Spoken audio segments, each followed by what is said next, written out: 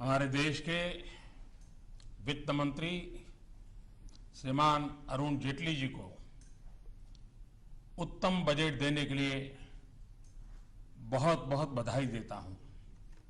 ये एक ऐसा बजट है जो गरीब को सशक्त बनाएगा, बुनियादी ढांचे को और मजबूत भी बनाएगा, गति भी देगा, हर किसी की उम्मीदों को अवसर देगा, अर्थतंत्र को एक नई ताकत देगा, नई मजबूती देगा और विकास को बहुत तेजी देगा। इस बजट में हाईवे भी बने, हाईवे भी बढ़े, दाल के दाम से लेकर डेटा की स्पीड तक, रेलवे के मॉडर्नाइजेशन से लेकर के सरल इकोनॉमिक निर्माण करने की दिशा में, शिक्षा से लेकर के स्वास्थ्य तक, उद्यमी से लेकर के उद्योग तक, टेक्सटाइल मैन्युफैक्चरिंग से लेकर के टैक्स रिडक्शन तक, हर किसी के सपने को साकार करने का ठोस कदम इस बजट में साफ साफ नजर आता है। इस ऐतिहासिक बजट के लिए वित्त मंत्री के साथ साथ उनकी पूरी टीम भी अभिनंदन के अधिकारी है। ये बजट देश के विकास के लिए पिछले 2.5 वर्ष में जो कदम उठाए गए, जो फैसले लिए गए और भविष्य में और मजबूती के साथ आगे बढ़ने के इरादों के बीच ये एक बहुत महत्वपूर्ण कड़ी है। इस बजट को मैं देख रहा हूं। एक अन्य महत्वपूर्ण कदम है कि रेलवे बजट को जनरल बजट में मर्ज कर दिया गया है। इससे अब पूरे ट्रांसपोर्ट सेक्टर उसको इंटीग्रेटेड प्लानिंग में मदद मिलेगी। देश में परिवहन से जुड़ी आवश्यकताओं की पूर्ति में रेलवे अब अपना योगदान और बेहतरीन तरीके से कर पाएगी। ये बजट कृषि क्षेत्र, ग्रामीण क्षेत्र, सामाजिक कल्याण, इंफ्रास्ट्रक्चर, इन सभी क्षेत्रों में एक विशेष ध्यान आकर्षित करता है। निवेश बढ़ाने और रोजगार के नए अवसर पैदा करने की दृष्टि से सरकार की जो प्रतिबद्धता है वो इस बजट में साफ साफ नजर आती है। इन योजनाओं के लिए आवंटन में भी बहुत बढ़ोतरी की गई है। सरकारी निवेश को मजबूती देने के लिए रोड और रेल सेक्टर के लिए भी आवंटन में काफी वृद्धि की गई है। सरकार का लक्ष्य 2022 तक हमारे देश के किसानों की आय डबल करने का इरादा है, 2 गुना करना है। नीतियां एवं योजनाएं उसी प्रकार से तय की गई हैं। बजट में सबसे ज्यादा जोर इस बार भी किसान, गांव, गरीब, दलित, पीड़ित, शोषित उन पर केंद्रित किया है। Agriculture, animal husbandry, dairy, fisheries, watershed development, स्वच्छ भारत मिशन, ये सारे क्षेत्र ऐसे हैं जो गांव की आर्थिक स्थिति में बहुत बड़ा बदलाव भी लाएंगे और ग्रामीण जीवन जीने वाले लोगों के क्वालिटी ऑफ लाइफ में भी बहुत बड़ा बदलाव लाएंगे। बजट में रोजगार बढ़ाने पर भी भरपूर जोश दिया गया है। नौकरी के लिए नए अवसर पैदा करने वाले सेक्टर, इलेक्ट्रॉनिक्स मैन्युफैक्चरिंग, टेक्सटाइल, उसको विशेष राशि दी गई है। असंगठित क्षेत्र में काम करने वाले लोगों को संगठित क्षेत्र में लाने के लिए भी व्यापक प्रावधान किए गए हैं। स्किल डेवलपमेंट बजट में काफी बढ़ोतरी की गई है। ये हमारे देश के युवाओं को ध्यान में रख करके और जो डेमोग्राफिक डिविडेंड है इसका भरपूर फायदा भारत को मिले उस पर ध्यान केंद्रित किया है।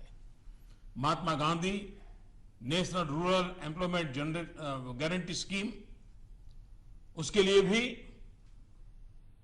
अब तक जितना हुआ है किसी भी वर्ष में न हुआ हो इतना रिकॉर्ड आवंटन किया गया है।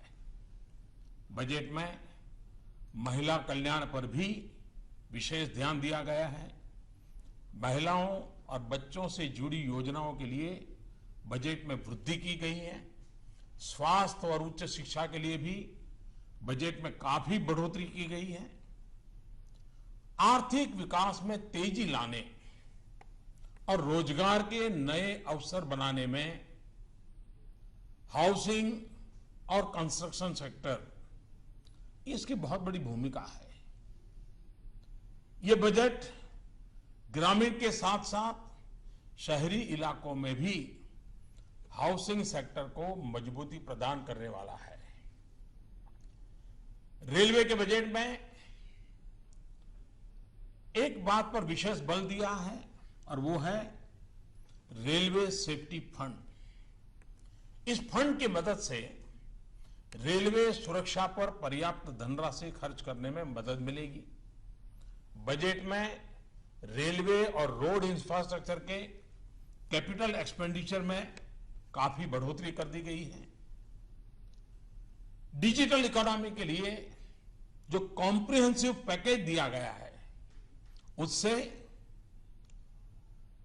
टैक्स चोरी की संभावनाएं कम होगी और अर्थव्यवस्था में काले धन के प्रवाह पर नियंत्रण संभव होगा। डिजिटल इकोनॉमी को एक मिशन के तौर पर शुरू किए जाने से आने वाले वर्ष में 2017-18 में 2500 करोड़ डिजिटल ट्रांजैक्शन के बड़े लक्ष्य को प्राप्त करने में बहुत बड़ी मदद मिलेगी। हमारे वित्त मंत्री जी ने कर प्रणाली में जो सुधार और संशोधन किए हैं उससे मध्यम वर्ग को राहत मिलेगी, उद्योगों की स्थापना होगी, रोजगार के अवसर मिलेंगे, भेदभाव के अवसर खत्म होंगे और सबसे महत्वपूर्ण पहलू है कि निजी निवेश को प्रोत्साहन मिलेगा। बजट में व्यक्तिगत इनकम टैक्स कम करने की घोषणा देश के मध्यम वर्ग को ज्यादा स्पर्श करती है, बड़ी महत्वपूर्ण है। 10% से एकदम 5% कर देना बड़ा साहसपूर्ण निर्णय है। करीब करीब हिंदुस्तान के अधिकतम करदाताओं को इससे बहुत बड़ा लाभ होने वाला है। आपने देखा होगा बजट में काले धन और भ्रष्टाचार के खिलाफ मेरी लड़ाई निरंतर चल रही है। पॉलिटिकल फंडिंग की चर्चा हमारे देश में बहुत होती रही है। राजनीतिक दल हमेशा चर्चा के घेरे में रहे हैं। चुनाव के अंदर डोनेशन एकत्र करने की नई योजना भी वित्त मंत्री जी ने देश की आशा आकांक्षा और काले धन के खिलाफ की लड़ाई के अनुरूप आज प्रस्तुत की है। देश के छोटे और मध्यम उद्योग नौकरी के नए अवसर पैदा करने के सबसे बड़े स्रोत हैं।